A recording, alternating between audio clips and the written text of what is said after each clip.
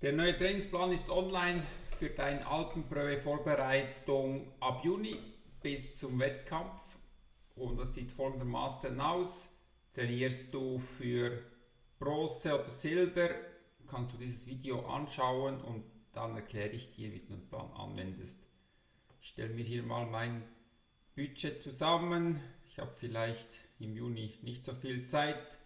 Dann kann ich Silberplan machen im Juli, August. Und du siehst dann immer, wie viele Trainings jeder Trainingsplan hat. Hier sind zum Beispiel 2 Trainings, 4 bis 6 Stunden, dann hier 3 Trainings. Dann rolle ich den mal aus. Start ab wann? Ich nehme das jetzt ab dem 2. Juni.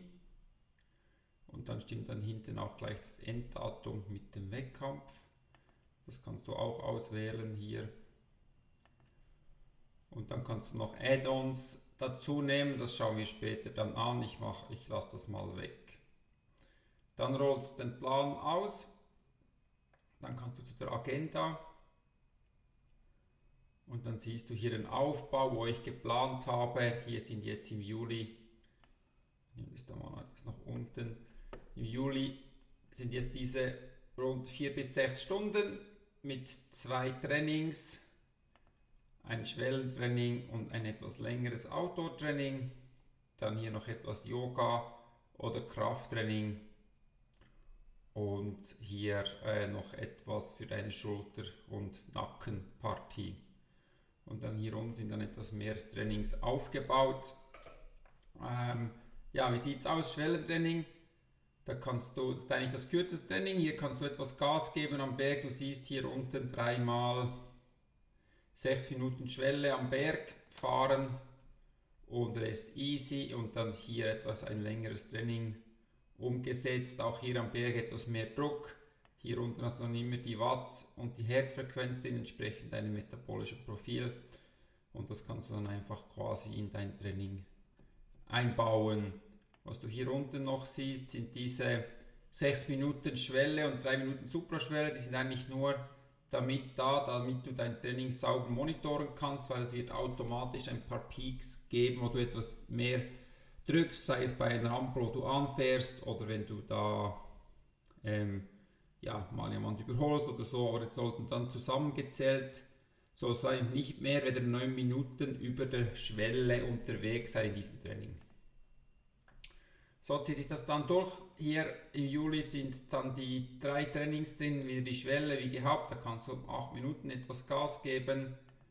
Dann hier ein Zusatztraining, das kannst du machen oder weglassen, das wäre dann einfach etwas Kraft am Berg, das wäre dann hier der Hauptevent. Und nochmal etwas länger, auch mal Alpenpässe fahren, wo du dann halt 5 Stunden vielleicht mal unterwegs bist, auch wenn du für Silber oder Bronze trainierst, kannst du das sehr gut machen. Schau, dass du dich genügend verpflegst.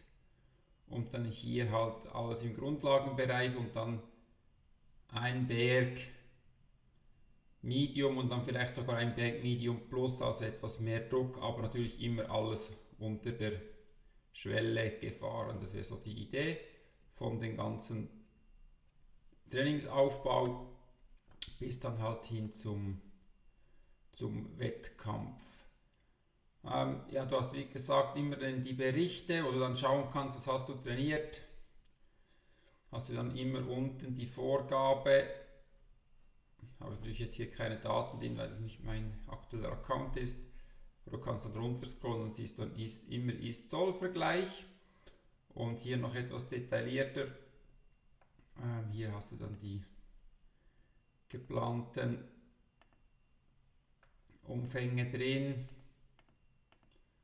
Für die Zeit, ich schaue es jetzt mal nur auf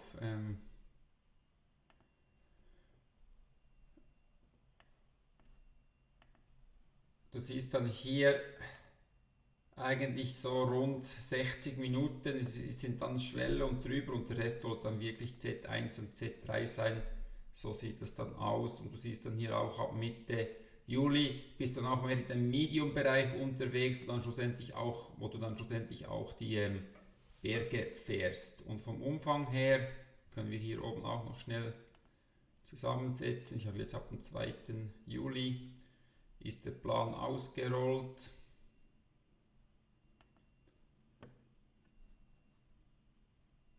gerade irgendein Ladeproblem. 2. Juni bis zum 7. August. Und dann siehst du dann hier den Umfang. Das sind jetzt hier diese 4 Stunden und dann hier halt so 6 bis 8 Stunden, wo du dann die Trainings umsetzen kannst. Genau. Wichtigste Punkte für dich. Achte dich darauf, dass du wirklich genügend isst und vor allem auch, dass du die Berge entsprechend easy anfährst. Man hat immer das Gefühl, wenn man gerade in einen langen Pass reinfährt, ich muss etwas Gas geben, damit ich schnell oben bin.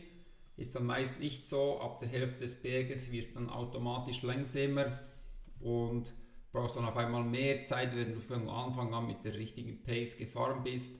Auch wenn du mit Freunden unterwegs bist, achte darauf, dass du nicht zu sehr pusht am Anfang, oder wenn du vorne fährst, dass du wirklich auch den Mut hast, rauszunehmen über die Berge und nicht darüber zu kicken, sind dann oft gesehene Fehler, wo du dich dann sehr schnell erschöpfen kannst, wenn du dann mal mit Kolleginnen und Kollegen lange unterwegs bist, ein Trainingswochenende machst und dann jeden Tag Vollgas gibst, kann es dann wirklich so sein, dass du dich relativ schnell erschöpfst und dann nicht mehr adaptieren kannst. In dem Sinne, viel Spaß beim Aufbau. Wenn du Fragen hast, buch ein Meeting bei mir, die 15 Minuten, und dann können wir uns genauer absprechen. Wir können auch mal ein metabolisches Profil einstellen oder mach eine Leistungsdiagnostik oder komm zum Bikefitting. Viel Spaß!